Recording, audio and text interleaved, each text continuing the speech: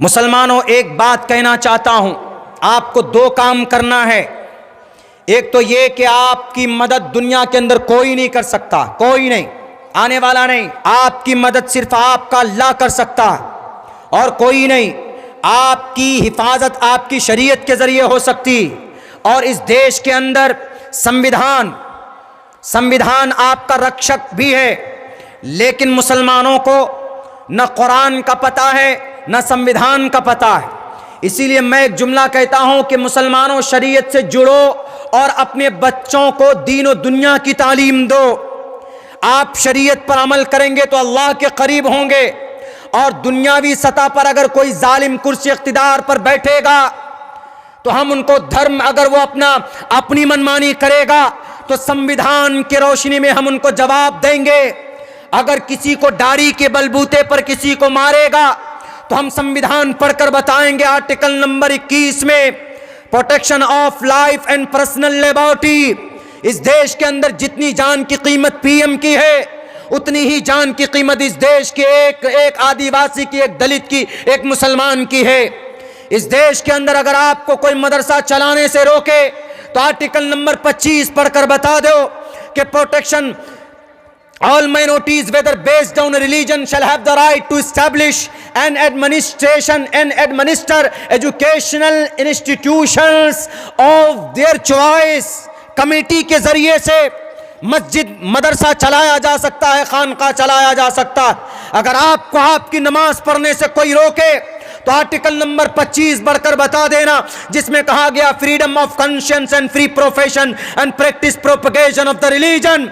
धर्म पर अमल करने की आजादी। अगर कोई हिंदू पढ़ता है जय हनुमान ज्ञान गुण सागर, जय कपीसते हलोक उजागर, रामदूत अतुलित बलदामा, अंजनी पुत्र पवन सुत नामा, तो वहीं पर मुसलमान को भी इजाजत है पढ़े अल्हम्दुलिल्लाहि रब्बिल आलमीन अर्रहमानिर रहीम मालिक यौमिद्दीन इय्याका नअबुदु व इय्याका नस्तईन। वहीं पर सिखों को इजाजत है एक ओंकारा सतनाम करता बिरुत नरवु नरवीर अकाल मूरत अजवनी से भुंगुर प्रसादी।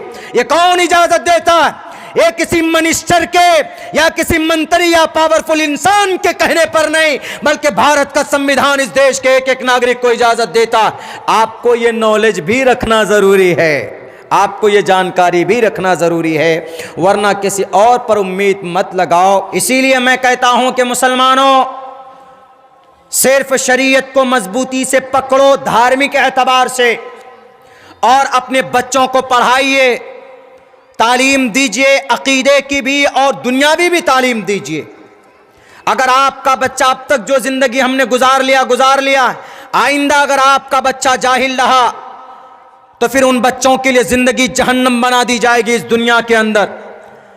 इसलिए तालीम याफ्ता बच्चों को बनाइए। और मैं नौजवानों से आखिर में यह कहूंगा कि मेरे नौजवानों, आप शराब में नहीं, आप लड़कियों के पीछे नहीं, आप कोरेक्स में नहीं, आप टैबलेट वो क्या क्या पीते हैं, सुलेसन सूंघते हैं, उससे बेहतर है कि आप सुअर का गोश्त खा लो। सुअर का गोश्त खाओगे अज़ाब आप पर आएगा।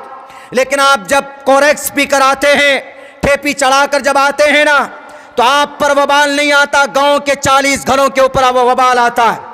आप जब कोरेक्स पीते हैं, आपका ईमान आपके बॉडी से निकल जाता है। अगर आप कोरेक्स के फौरन बाद आपकी मौत हो जाए तो आप हालत कुफ्र में मरोगे। याद रखो, अल्लाह कल क़यामत में पूछेगा कि तुम्हारे नजरों के सामने में शरीयत के खिलाफ कानून बनाया जाता रहा, तुमने क्या कार्रवाई की?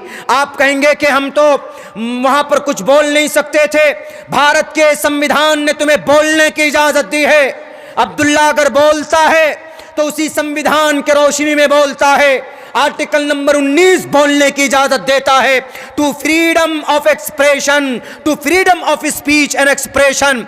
ये अल्लाह, कुरान के खिलाफ कवानीन लाया गया, हम आपके कानून को बचाने के लिए, हम आपकी शरीयत के खिलाफ, हम जो कानून लाया गया था कानूनी तौर पर हमने कम से कम कोशिश की थी। आज हमारे नौजवानों को तो सूरह फातिहा तक नहीं आता, आज हमारे नौजवानों को नमाज के फराइज नहीं आते, आज हमारे नौजवानों को वजीफे फराइज नहीं आते। मुसलमानों से कुरान कहता है कि नमाज पढ़ो, मुसलमान नमाज कम पढ़ता।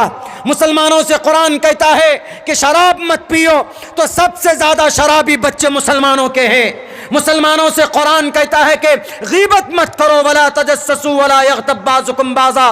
सबसे ज़्यादा चाय की दुकान पे बैठकर गीबत करने वाला ये कौम, चाय की दुकान पे चाय पिएंगे, दो आदमी बैठकर एक दूसरे के खिलाफ बातें शुरू कर देंगे, जबकि कुरान कहता वला यग़्तब बाज़ुकुम बाज़ा, एक दूसरे के खिलाफ गीबत मत करो। जब सब काम हमारी शरीयत के खिलाफ होगा तो हमारी मस्जिदें शहीद की जाएंगी, अल्लाह की मदद नहीं आएगी।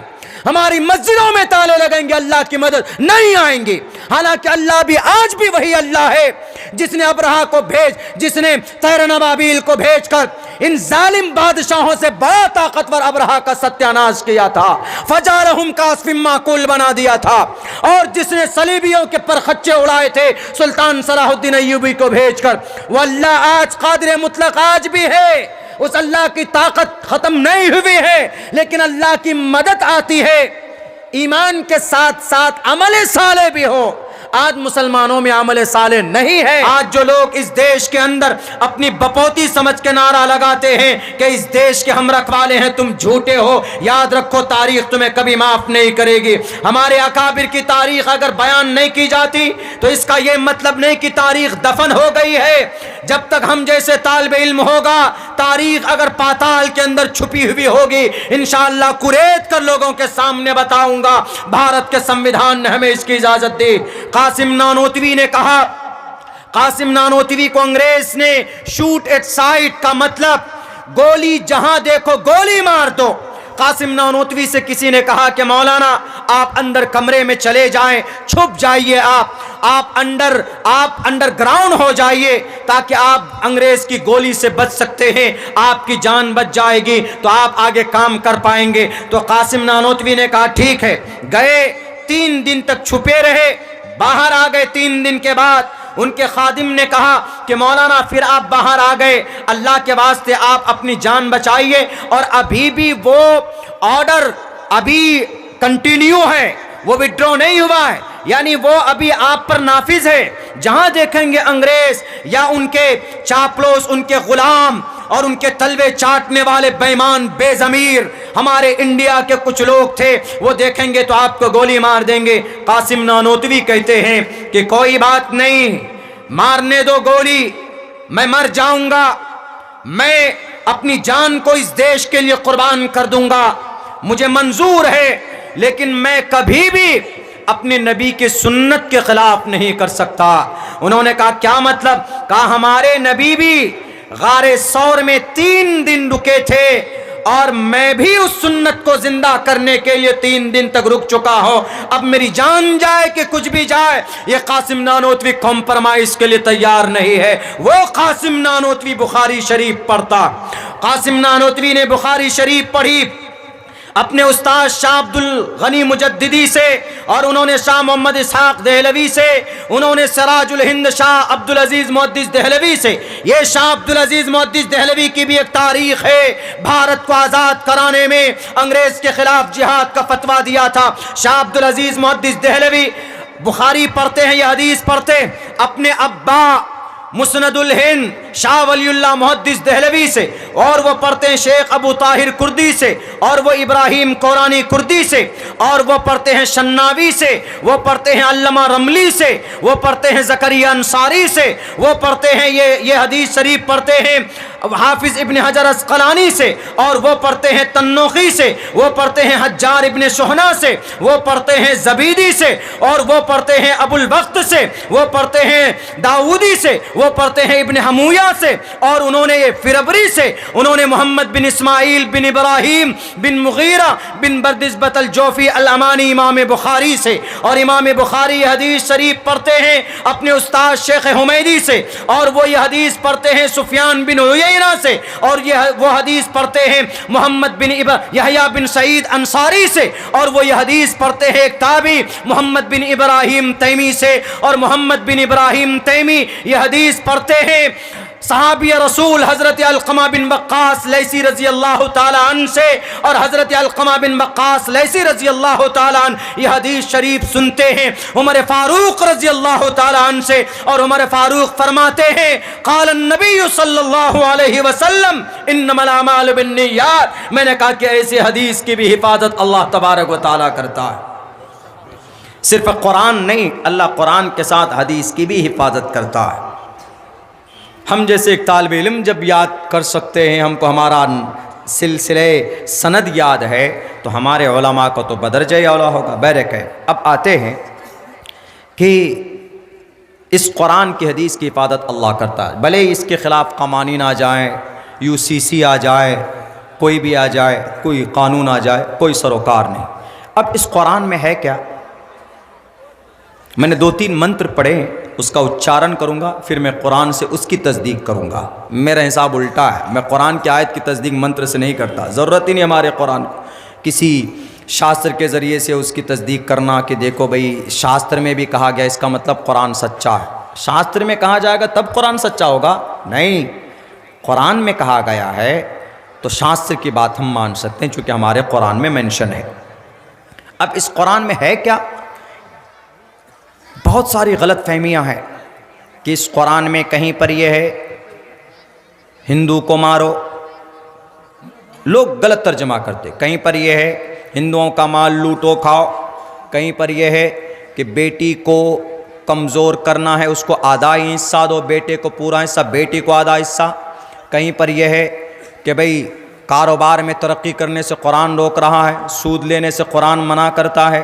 तो इसका मतलब सूद तो तरक्की की तरफ लेके जाता है, दुनिया वालों का ख्याल है, तो ये कुरान मना करता है कि सूद मत खाओ।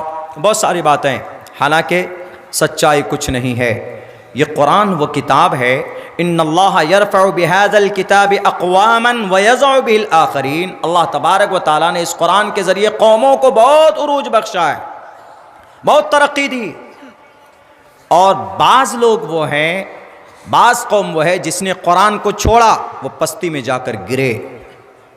यहूदी जो इतने ताकतवर हुए हैं, कुरान और यहूदी, मेरी तकरीर है शायद 2-2 घंटे की, इस पर मैंने एनालिसिस किया है। मेरे लिए तो बहुत कम वक्त पड़ जाता है, कभी जब हम ढंग से किसी चीज़ को कंपेयर करने पे आते हैं तो टाइम चाहते, कोई भी करेगा तो उसको टाइम लगेगा।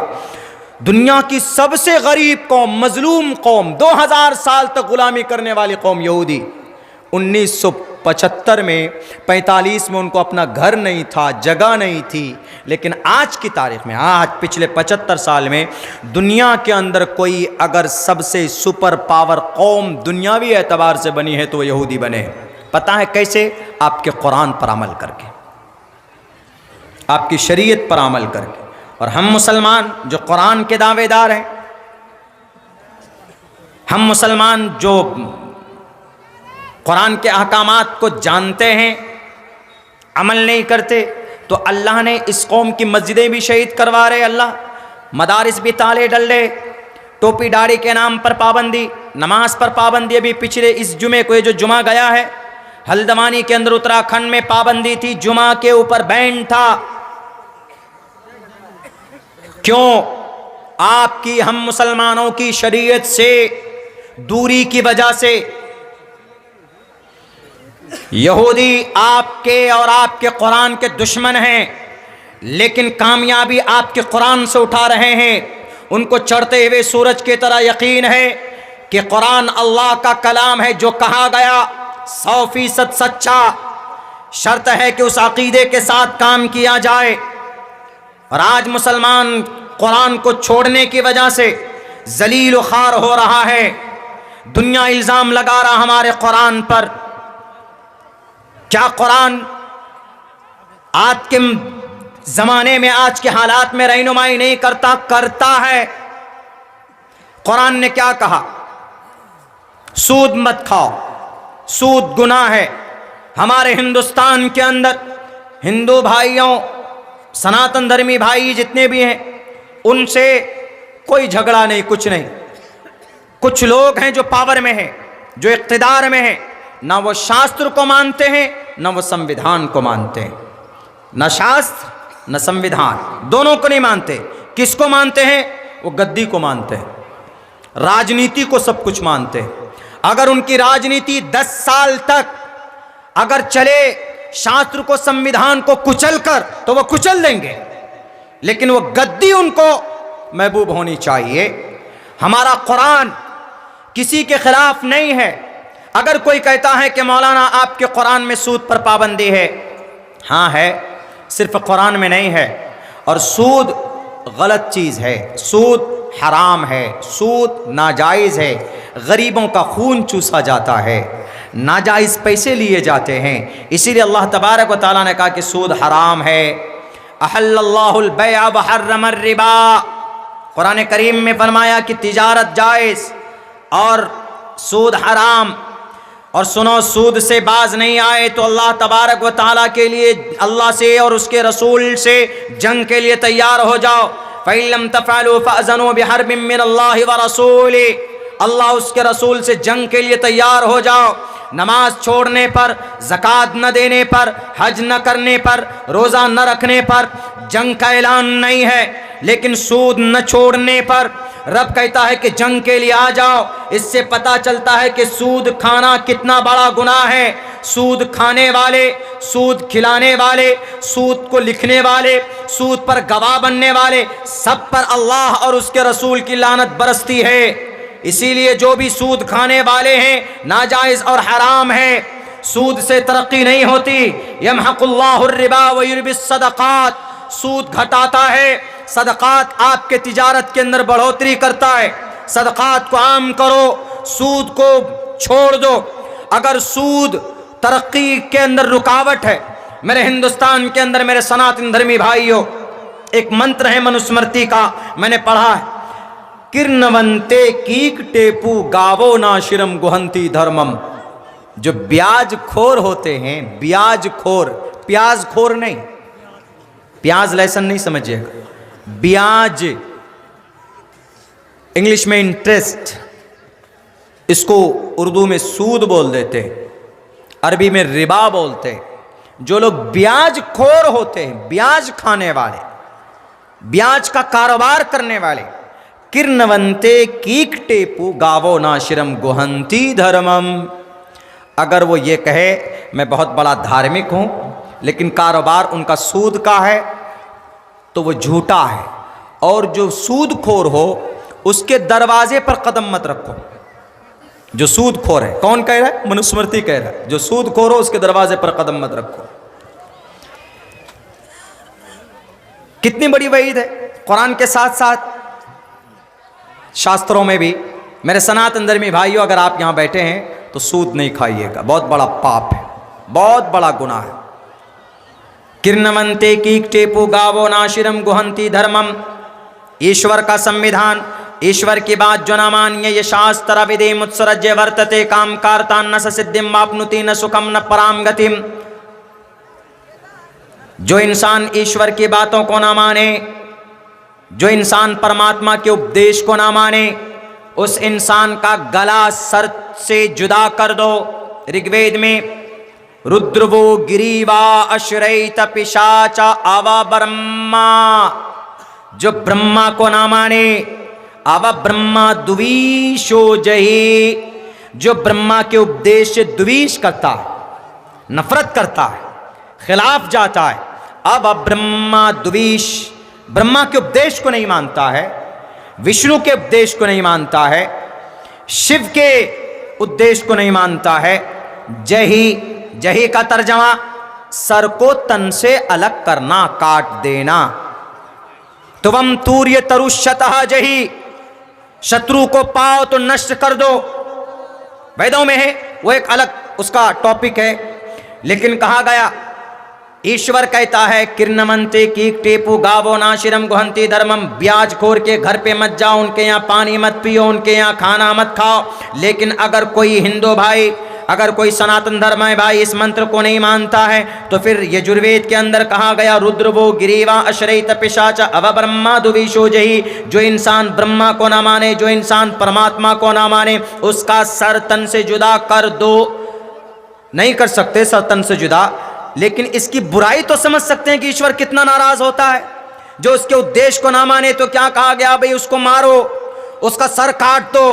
क्यों? जब ईश्वर को ही नहीं मानता है, ईश्वर ने पैदा किया, ईश्वर को नहीं मानता है, तो उसको जिंदा रहने का कोई हक नहीं है। यह वेदों में कहा गया, अच्छी बात कही गई है वेद में। वही बात हमारे कुरान करीम के अंदर अल्लाह तबारक व तआला ने 1458 साल पहले इसको जनाब मोहम्मद रसूलुल्लाह सल्लल्लाहु अलैहि वसल्लम के ज़रिए से लोगों के बीच में रखा। एक जगह पर और भी कई सारे आयात हैं, जैसे ये बहुत मुसलमान सर ऊंचा करके बोलते, अरे तुम्हारे तो मज़े, 4-4 बीवियां वाले, तुम तो 4-4 शादियाँ। कौन करता है 4 शादी? बताइए, कोई करता है? आप पूरे सीमांचल में कॉपी पेंसिल लेकर निकल जाए, जनगणना कीजिए, मेरे ख्याल से 100 घर में जाएंगे तो शायद एक भी घर न मिले जिसमें 4 शादी किसी ने कर रखी हो। दुनिया में किसी को जहन्नम अगर देखना हो, मैं आपको बता रहा हूं, अगर किसी को जहन्नम का नज़ारा करना हो, बिना बात के उसकी दूसरी शादी करा दीजिए,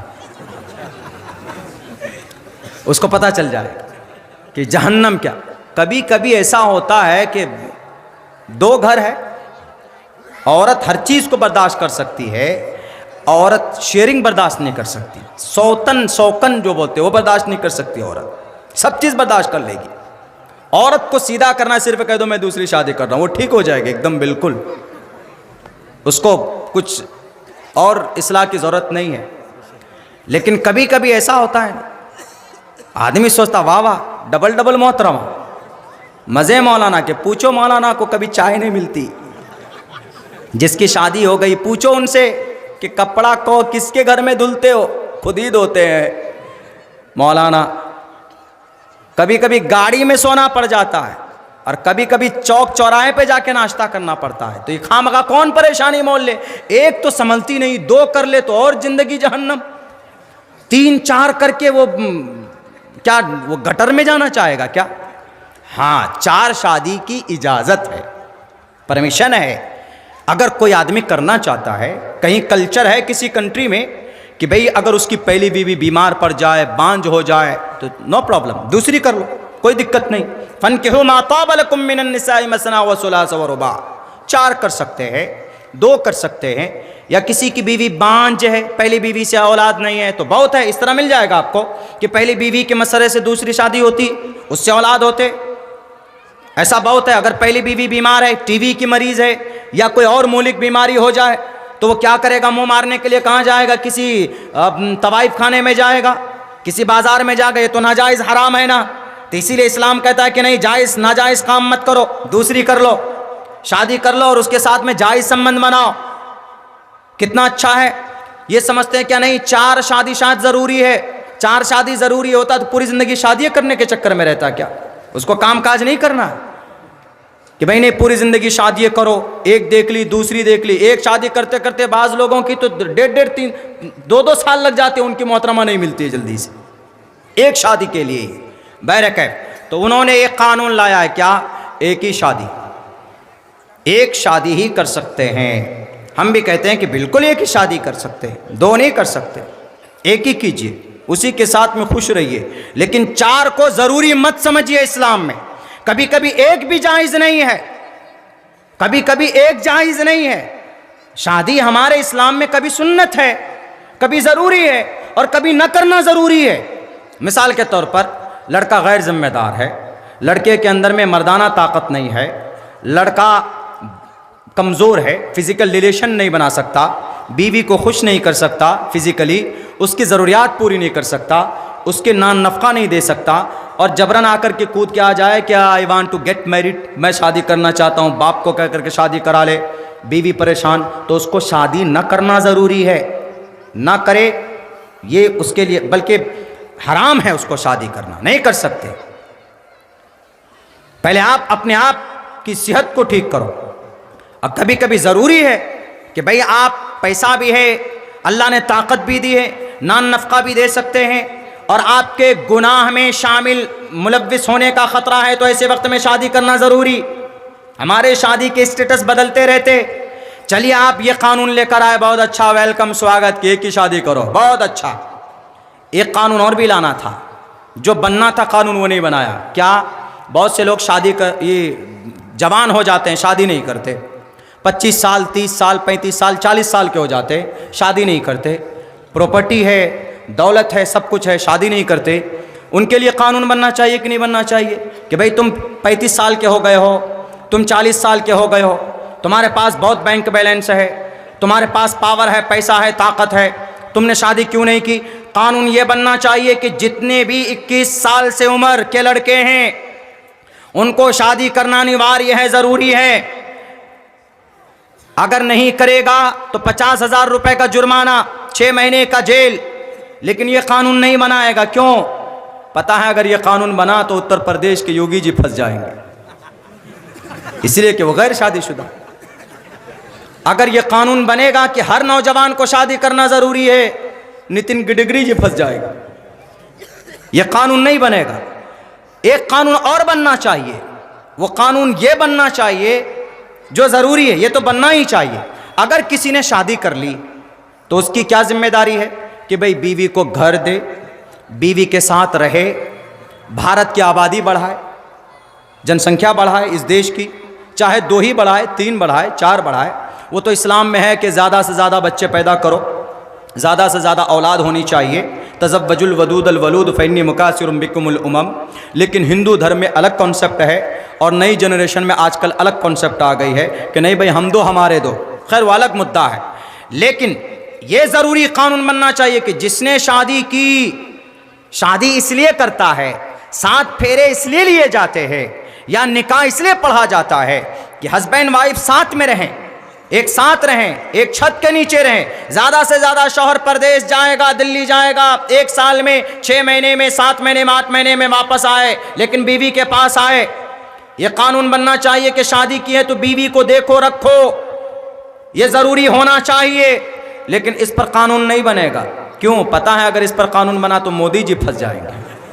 उन्होंने 42 साल से मोहतरमा को छोड़े हुए, उन पर इम्प्लीमेंट हो जाएगा, लागू हो जाएगा। खैर, तो ये जो कुरान में जो हुक्म है ये किसी को नुकसान नहीं पहुंचाता। मिसाल के तौर पर एक आदमी हमसे कहता है कि मौलाना अब्दुल्ला साहब, आपके कुरान करीम के अंदर 2-3 चीज़ें ऐसी है जो काबिल इस्लाह है।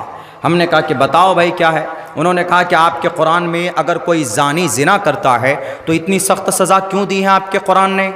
हमने कहा क्या सज़ा है? बोला कि कोड़े बरसाने का ऑर्डर है, 1 कोड़ा 2 कोड़ा नहीं, 100 कोड़े लगवाओ। हमने कहा कि अच्छा तो है। बोला कि इतनी सख्त सज़ा कुरान में, तो how can I follow the command of Allah is a Quran? तो हम आपके कुरान को कैसे माने? हमने कहा कि गलत बात नहीं है। हम कुरान, अल्लाह तबारक व तआला इस दुनिया में आज इस वक्त हमारे भारत के अंदर हर 45 सेकंड में एक बच्ची का रेप होता है। हर 45 सेकंड में एक बच्ची की इज्जत लूटी जाती। हमने कहा कि अगर आपको जिना को रोकना है, कुरान के इस ऑर्डर पर अमल कीजिए और इससे पहले कुरान जिना से बचने का, जिना को ख़त्म करने का जो रास्ता बताता है उसको भी लागू कीजिए। इंशाअल्लाह 45 सेकंड नहीं, ज़ुबान अब्दुल्ला की है, कलाम अल्लाह का है, और अल्लाह से ज़्यादा बेहतर इस दुनिया को पाक पवित्र करने का तरीक़ा, उपाय दुनिया का कोई विद्वान नहीं बता सकता।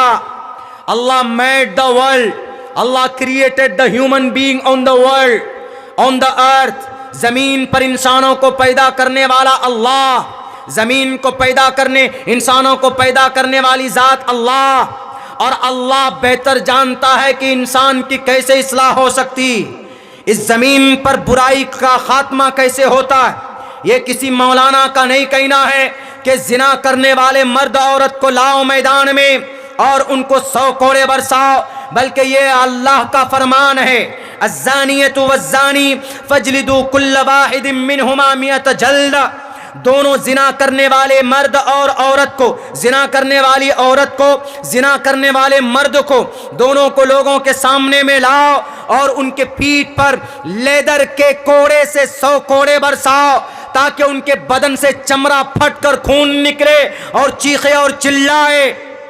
और कुरान आगे बयान करता है, वला ताखुजुकुम बिहिमा राफतुन फी दीनिल्लाह। ऐ दुनिया वालों, अगर कोई जानी लड़की लड़का हो, अगर वो किसी मंत्री का बेटा हो या पीएम का भतीजा हो या सीएम का रिश्तेदार हो या डीएम का कोई रिश्तेदार हो, 1991 में राजस्थान में डीएम का भांजा एक बेटी की इज्जत लूटता है, उसको सिर्फ इसलिए छोड़ दिया जाता है, उसके ऊपर कार्रवाई नहीं होती कि डीएम का भतीजा था। उत्तर प्रदेश में एक मिनिस्टर का बेटा कत्ल करता है तो इसलिए छोड़ दिया जाता है कि मंत्री का बेटा है। आओ हमारे कुरान में देखो बुराइयों का इलाज कैसे किया जाता है। अल्लाह का कुरान कोई भेदभाव नहीं।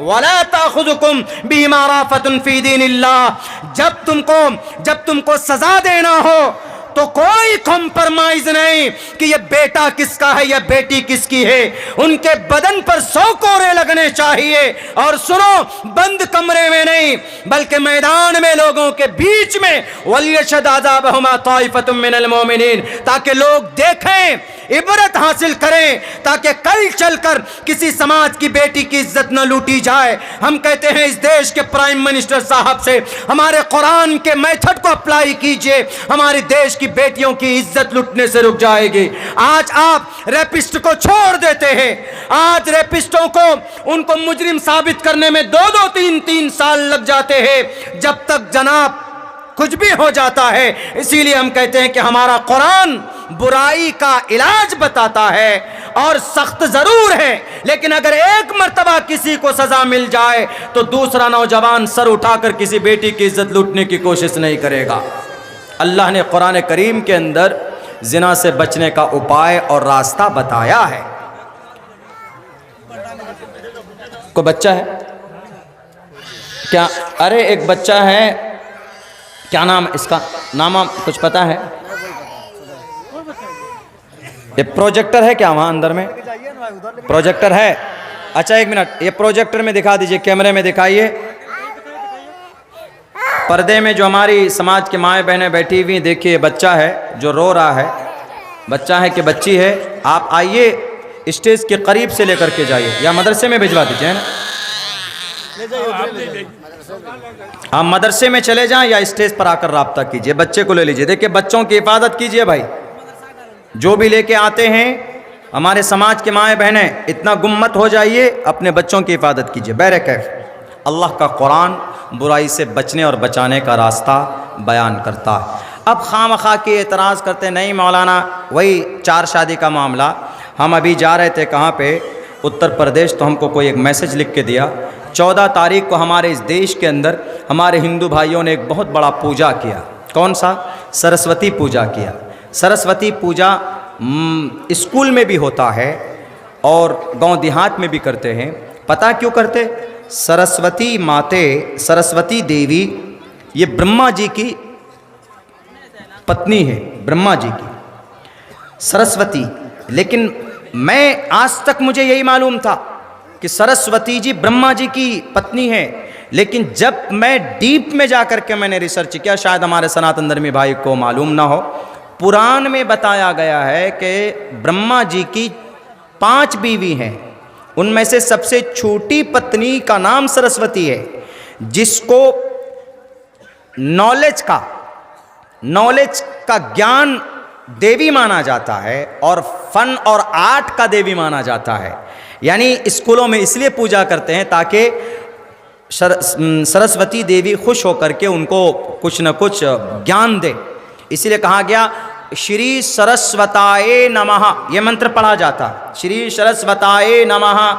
ये सरस्वती देवी जी हम आपके सामने नमः करते हैं, आप हमको ज्ञान दीजिए। लेकिन श्री ब्रह्मा जी के सरस्वती जी सिर्फ धर्मपत्नी नहीं है, 4 और हैं। गायत्री देवी, सुमित्रा देवी, श्रद्धा, मेधा, ये 4 और है। वहाँ तो 5-5 मोहतरमा है, कुरान में 4 है, तो इस पर एतराज़। पुराण में और एक मंत्र है, देखिए इस मंत्र में पुत्रो कृष्टिनाम ज्येष्ठियाम च पूर्वजः, मनुस्मृति का 9वां अध्याय का यह मंत्र है, मंत्र नंबर 21 और 22। इसमें क्या कहा? पुत्रो कनिष्ठो ज्येष्ठियाम कनिष्ठयाम ज पूर्वज च पूर्वजः। अगर बड़ी बीवी का बेटा बड़ा हो, छोटी बीवी का लड़का बड़ा हो, शादी बाद में की, एक शादी पहले की, लेकिन बाद में जो शादी हुई उससे लड़का पहले हो गया। बड़ी बीवी जो थी उनकी कई साल बाद उनसे हुआ। छोटी बीवी से लड़का बड़ा है, बड़ी बीवी से लड़का छोटा है, दोनों लड़कों के बीच में संपत्ति को कैसे बांटें, वह एक अलग मसला, कैसे बांटेंगे, निस्फ मिलेगा कि आधा मिलेगा कि पूरा मिलेगा। लेकिन यहाँ दो बीवी का चर्चा किसमें, मनुस्मृति में है। दो बीवी यहाँ पर भी है, कुरान में 4 बीवी है तो एतराज़, मनुस्मृति में 2 बीवी है। और श्री ब्रह्मा जी के 5 मोहतरमा हैं, श्री कृष्ण जी के कई सारे हैं, राजा दशरथ के 3 माएँ हैं। इसीलिए मैं इसलिए चर्चा कर रहा हूँ, मुझे आपको तकलीफ़ नहीं पहुँचाना है। मैं ये कहना चाहता हूँ कि इस देश के अंदर में हर धर्म के अलग अलग अकायद हैं। धर्म को सामने लाकर लड़ने, झगड़ने, डरने, मारपीट करने की ज़रूरत ही नहीं थी। आपको आप धर्म के अंदर अच्छा काम कीजिए, आप अच्छा रहेंगे तो आप स्वर्ग को जाएंगे, मुसलमान अच्छा रहेगा तो मुसलमान जन्नत में जाएगा। लेकिन धार्मिक बातों को सामने ला करके एकदम बिल्कुल आमने सामने आ जाना, टोपी और दाढ़ी को लेकर आमने सामने आ जाना, प्राण प्रतिष्ठा को लेकर के जनाब जदोकोप करना। प्राण प्रतिष्ठा कुरान में भी है। अभी हिंदू भाइयों के यहाँ राम मंदिर पे प्राण प्रतिष्ठा हुआ, कोई बात नहीं, वो आपका अकीदा आप करते हैं। प्राण प्रतिष्ठा कुरान में भी, लेकिन कुरान में अलग तरीके से। कुरान में अल्लाह ने हज़रत आदम का प्राण प्रतिष्ठा किया है। आदम को जब अल्लाह ने बनाया, प्राण प्रतिष्ठा का मतलब जान मूर्ति में रखना, मूर्ति में जान को रखना। तो यहाँ पर अल्लाह ने मूर्ति, हज़रत आदम की मूर्ति में, उनके जिस्म में अल्लाह ने जान डाली। फ़ैज़ा सव्वैतुहु व नफ़ख़्तु फ़ीहि मिन रूही फ़क़ऊ लहू साजिदीन। तो ये बात तो हमारी समझ में आती है कि अल्लाह किसी इंसान को जान डाले तो समझ में आती है। लेकिन आपके यहाँ प्राण प्रतिष्ठा का अलग कॉन्सेप्ट है कि भाई आपके यहाँ ईश्वर के बॉडी के अंदर में इंसान जान डालता है। खैर, वो अलग एक कॉन्सेप्ट है, लेकिन इसको लड़ाई का विषय बना लेना, इसको झगड़े का मुद्दा बना लेना कहीं से कहीं तक जायज़ नहीं है। धर्मो रक्षति रक्षतः का तर्जमा यह है कि धर्म की जो अच्छाई है, जो अच्छी बातें हैं, उस पर अमल कर लीजिए तो धर्म उन अच्छाइयों की वजह से आपकी रक्षा करेगा। इस्लाम में यही कॉन्सेप्ट है। अगर मुसलमान नमाज पढ़ता है तो नमाज बेहयाई बुरी बातों से मुसलमानों को रोक देती है।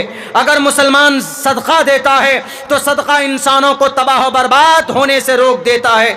अगर मुसलमान नमाज रोज़ा रखता है तो रोज़े की वजह से उसके अंदर पाकीज़गी आती है, शैतान की पैरवी करने से रुक जाता है। लेकिन इसका ये मतलब नहीं कि भाई शरीयत की हिफाजत करो, तीर और तलवार लेकर, डंडे लेकर, लाठी लेकर आ जाओ मैदान में और शरीयत की रक्षा करो। नहीं, शरीयत की हिफाजत उस पर अमल करके है। मैं मुसलमानों से कहना चाहता हूं, मेरे इस देश के मुसलमानों, आज अल्लाह आपसे नाराज है। आज अल्लाह तबारक व ताला की कुदरत नाजिल नहीं हो रही, मस्जिदें शहीद की जा रही, मदरसे कई सौ मदरसों में ताले डाल दिए गए। आपको कोई झूठ नहीं बोला जा रहा। मेरा सफ़र आसाम में होता है, अपनी नज़रों के सामने में कई से मदारिस में ताले लगे हुए मैंने देखे, सिर्फ इस बुनियाद पर कि मदरसों में कुरान पढ़ाया जाता है, सिर्फ इस बुनियाद पर मदरसे में हाफिज़ कुरान बनाया जाता है, सिर्फ इस एलिगेशन पर कि इन मदरसों में आतंकवाद को बनाया जाता है। कौन बताए उन्हें कि अगर ये मदारिस न होते, आज जो आज़ादी की सांस इस देश के अंदर ली जा रही है, आज ये देश आज़ाद नहीं होता, हमारी ये देश की मट्टी आज़ाद नहीं होती। इन्हीं मदारिस की कुर्बानियों की वजह से हमारे 65,000 उलमाए किराम फांसी के फंदे पर लटक गए, तब जाकर उन्होंने देश को आज़ाद किया था। ज़रा बताओ, कोई माए का लाल उस वक्त था अंग्रेज से लोहा लेने के लिए? 2 शेर, नवाब सिराजुद्दौला और टीपू सुल्तान, जब उन्होंने जब वो शहीद हो गए, उसके बाद मैदान में कौन आया था? 1799 में लास्ट लड़ाई, आखिरी जंग हुई थी श्रीरंगापट्टनम मैसूर के अंदर। उसके बाद तकरीबन 25-30 साल तक अंग्रेज के सामने में कोई खड़ा होने की जुर्रत नहीं कर रहा था। उस वक्त अगर कोई सबसे पहले अंग्रेज के सामने में सर पे कफन बांध कर आया तो मदरसे के एक आलिम दीन मौलाना सैयद अहमद शहीद बरेलवी रहमतुल्लाही मैदान में आए और सैयद शाह इस्माइल उनके साथ आए और 50 लोगों को लेकर 1831 तारीख नोट कर लो, अब्दुल्ला सालिम की जुबान झूठ नहीं बोलती। बिना तहकीक के मेरी कोई बात लोगों के सामने रखने का आदी नहीं हूं मैं। 1831 की तारीख है, बालाकोट की पहाड़ी पर अंग्रेज से मुकाबला करते करते 50 लोग शहीद हो गए। लेकिन देश की आजादी के लिए टीपू सुल्तान के बाद मैदान में कोई आता है, एक आलिम दीन मैदान में आता है, और उस आलिम दीन का ताल्लुक एक मदरसे से था। मेरे भाइयों, अगर मदारिस ना होते, जरा बताओ, शाह वलीउल्लाह होते, शाह वलीउल्लाह ना होते तो शाह अब्दुल अजीज ना होते, शाह अब्दुल अजीज ना होते तो हाजी इमदादुल्लाह ना होते, हाजी इमदादुल्लाह ना होते तो हाजी मौलाना कासिम नानोतवी ना होते, कासिम नानोतवी ना होते तो शेखुल हिंद ना होते, शेखुल हिंद ना होते। इनके दो बड़े शागिर्द मौलाना उबैदुल्लाह सिंधी और मौलाना शेखुल इस्लाम हुसैन अहमद मदनी। कौन है उबैदुल्लाह सिंधी? जिन्होंने अंग्रेज को भगाने के लिए तुर्की तक जाकर अपने इस देश को बचाने के लिए तहरीक को मजबूत करता रहा। जलियांवाला बाग में जो जनरल डायर के सीम तोप के सामने कोई खड़ा था, 1500 लोग शहीद किए गए थे जलियांवाला बाग। मैं गया हूं, मैंने नजरों के सामने उन गोलियों के निशान को आज भी आप देख सकते हैं, उस कुएं को देख सकते हैं जहां पर 900 लोग दफन कर दिए गए थे। उन गोलियों के निशान को देख सकते हैं जो आज भी वहां पर मौजूद है। वहां पर अगर अंग्रेज का मुकाबला कर रहा था जनरल डायर का, जो 2 लाख फौज को लेकर के पहुंचा था, मशीन गन सामने में थी और सीना सबसे पहले किसी का था तो मौलाना शौकत अली रहमतुल्लाहि अलैह का था। और जनरल डायर से कहा कि मैं नहीं डरता जनरल डायर, चला गोली। जलियांवाला बाग में सिर्फ एक ही रास्ता है, चारों तरफ से उसी रास्ते में मशीन गन लगा के पूछता जनरल डायर के बताओ कौन बचाएगा तुम्हें? उन्होंने कहा कि हम इस देश को मरते मरते आजाद कर देंगे जनरल डायर, लेकिन तुम्हारे लिए इस देश को नहीं छोड़ सकते। अगर मदारिस ना होते, मौलाना शौकत नहीं आते, चले जाइए माल्टा में सबसे पहले कैदी मदारिस के तालिबे इल्म मौलाना इस्माइल, चले जाइए माल्टा में सबसे पहले शहीद होने वाले मौलाना जाफर थानेसरी मदरसे में पढ़ने वाले। अगर ये मदारिस नहीं होते तो 65,000 उलमा ने जो अंग्रेज को भगाने के लिए कुर्बानी पेश की है, आज ये देश आज़ाद नहीं होता। आज़ाद हुआ है तो हमारे मदरसों में पढ़ाने वाले उलमा के बदौलत की वजह से आज़ाद हुआ। और ये कहते हैं कि नहीं, इन मदरसों से कुछ नहीं होता, इन मदरसों में वफ़ा सिखाया जाता है, इन मदरसों में रब्ब ज़ुल जलाल के साथ कैसे उनकी इबादत की जाती है वो बताया जाता है। बैठ जा भाई, खामोश बैठ जा, मेरी बात बस पूरी होने वाली है मुख्तसरन। अच्छा, अब एक बात मेरे हिंदू भाइयों, मेरे मुसलमानों, हिंदू भाइयों से ये कहूँगा कि हमारे कुरान में जो भी अहकामात हैं गलत नहीं है। खुसूसन औरत के ताल्लुक़ से जो पर्दा है वो वेदों में भी है। औरत के लिए जो पर्दा है कुरान में क्या कहा? या अय्युहन नबिय्यु कुल लिअज़वाजिका व बनातिका व निसाइल मुमिनीन युदनीना अलैहिन्ना मिन जलाबिबिहिन्न। पर्दा करो। वक़र्न फ़ी बुयूतिकुन्न, घरों में रहो। वेदों में भी है, यत्र नार्यस्तु पूजन्ते रमन्ते तत्र देवताः तत्र तास्तु न पूजन्ते न रमन्ते न तत्र देवता। जिस घर में बेटी की इज्जत होती है ईश्वर की बरकत होती है। वहाँ पर कितना अच्छा तर्जमा है, मैंने रिसर्च किया है, ये मैंने किसी किताब से नहीं लिया। मैं बिलिस्तियाब वेदों को पढ़ता हूँ, जहाँ मुझे जो चैप्टर में अच्छा लगता है तो उसका स्क्रीनशॉट ले लेता हूँ या हाईलाइट करता हूँ, फिर मैं उसको याद करता हूँ। मैंने अभी जो ताद्दुद अज़वाज पर जो मैंने मंत्र पेश किया है, ये हमने ख़ुद से तहक़ीक़ की, रिसर्च किया बाज़ाब्ता संस्कृत लज़्मी में। पुत्र चनिष्ठो कैष्ठ्याम चरिष्ठ्याम चपूर वजहा, इसके ऊपर हमने किया। तो कुरान में कोई हुक्म ऐसा नहीं है कि जो किसी को नुकसान देता हो। वमा रब्बुका बिज़ल्लामिल लिल अबीद। मेरे मुसलमानों, बस मैं आज यही कहूँगा आपके इस जलसे में, मैं हर जगह जाके यही कहता हूँ कि इस वक्त अल्लाह की मदद नहीं आ रही है। मदारिस बंद किए जा रहे हैं, मस्जिदें शहीद की जा रही। 200 साल पुरानी मस्जिदों पर नोटिस आ गई। एक मस्जिद थी दिल्ली में 600 साल पुरानी, वो भी शहीद कर दी गई। एक तो पहले से शहीद कर दी गई। मस्जिद ज्ञानवापी का झगड़ा तो सामने ही है, इसके ऊपर एक लंबी चौड़ी तहक़ीक़ है, इसके ऊपर हिस्ट्री है। मस्जिद ज्ञानवापी के ताल्लुक़ से क्या औरंगज़ेब ने इसको तोड़ा, औरंगज़ेब ने इसको तोड़ करके मस्जिद बनाई, मंदिर तोड़कर, गलत हिस्ट्री है। पूरी तफसील से बताऊंगा तो टाइम लगेगा, लेकिन इतना बता देता हूं कि औरंगज़ेब ने किसी मस्जिद को तो किसी मंदिर को तोड़कर मस्जिद नहीं बनाई। क्यों?